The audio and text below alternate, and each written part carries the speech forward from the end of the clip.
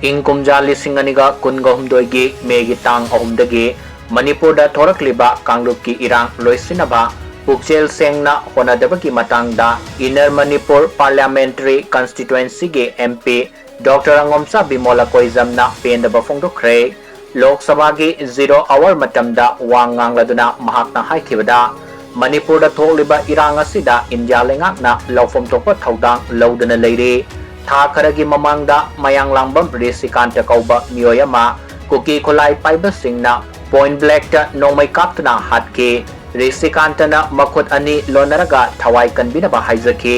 mahakna khut lonaraga haizakibado Erang asida hatopi kraba miyoi kayagi mahut sillabani Erang asigi achauba chaiteng fanglaba miyamna achumba while fanganaba haizaraga lakiba singado resikantana khut lonakibaduna mayet sengna taklibani haina Bharat Sarkarna PENDABA FONGDOKHRE